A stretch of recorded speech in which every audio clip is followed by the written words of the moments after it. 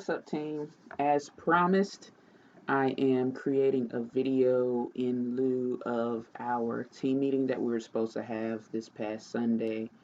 So, as you all remember, the topic was set to be basically centered on market sentiment and market movement, and so I'm just gonna dive right on into that discussion. So, you guys, if you have any questions, definitely don't hesitate to put it in the group chat. Send me a private message if you don't want to put it in the group chat. It's either way, it's fine with me. I don't care. But so, one of the main things that you want to keep in mind when it comes to market movement is supply and demand. That's all it's about when it comes to price action, supply and demand. There are many different elements that have an influence on that supply and demand, and really it's the underlying piece to that supply and demand is human emotion. So it's good to study human emotion.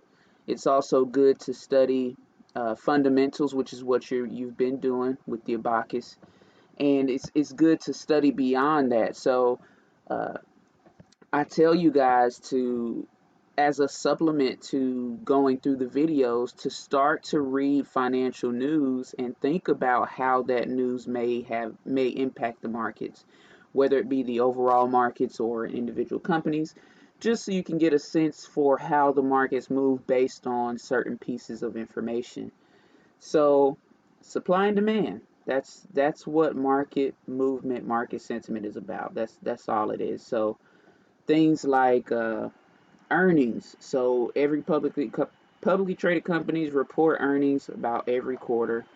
That has an influence on supply and demand. Political news has an influence on supply and demand. Economic indicators, things like jobless reports, which came out today, FOMC, um, manufacturing, GDP, things like that all have an impact on how the markets move. Now, there are some times where you may think that the markets will move a certain way based on a certain piece of news, but it in fact does the opposite. So at that point, you need to do a slight, not even a slight investigation, but a deeper investigation on what you may have gotten wrong. Because I'll tell you one thing, the markets are never wrong. And when I say that, I mean the price movement, because it is what it is. At any given moment, that price action reflects how people feel about the markets overall at any given point in time.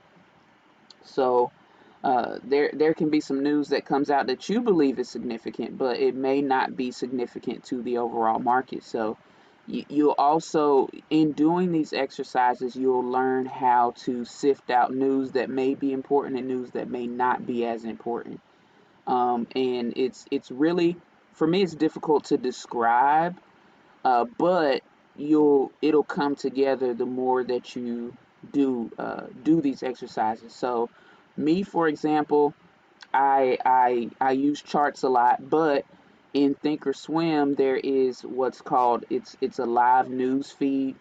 So I like to watch the live news feed during the day, so I can see headlines coming out during the day, and I've kind of trained myself to identify what may be significant pieces of news coming out. And you can see when it hits that wire, you can see almost immediately a reaction in the price, uh, or supply and demand to that piece of news, and so that's significant. Um, Another thing that you also need to think about when it comes to supply and demand and these elements that influence it is whether that information is material or immaterial to any particular company. So, for example, if let's say Walmart decides, oh, we're closing 100 stores in the United States or whatever, that has nothing to do with Apple or or some kind of energy company, or it's not material to it's material to Walmart, but it has no material impact to Sheets, or a gas station, for example, publicly traded gas station. I can't think of any right now. Valero, for example, no material impact to Valero. Um, Another example, there could be news that drops that says, um, it could be, uh, China is blacklisting semiconductor companies. So while that'll have a significant impact on probably tech, the semiconductors, of course, um, uh, Qualcomm, Texas Instruments, Nvidia, AMD, et cetera, et cetera. But what you want to think about also is, okay, what is their exposure to China? So we've already discussed that Qualcomm has significant exposure to China. So you should think, okay, this news comes out, China's blacklisting U.S. semiconductor companies. Boom, Qualcomm will probably be one of the most impacted companies. Something like Cuervo uh, they do have exposure to China, but not nearly as much as Qualcomm. More like 20 or so percent of their revenues is derived in China.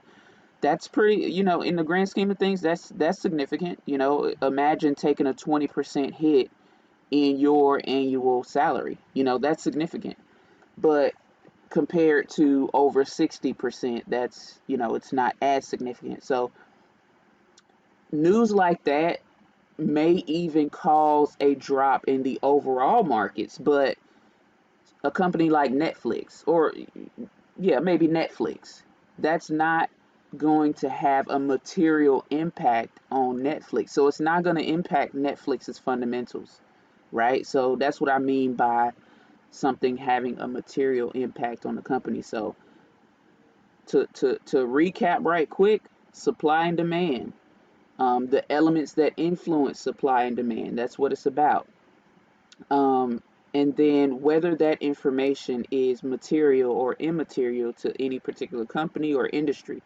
So sometimes what you can do is, when you figured out that, okay, this news is not material to Netflix, for example. Okay, so maybe this is an opportunity for me to buy the dip on Netflix, and kind of ride it up once the markets kind of figure out, get its wits about itself, and realizes, okay, these companies, this industry over here, or these industries are going to be the most impacted, so it makes sense that investors are selling off.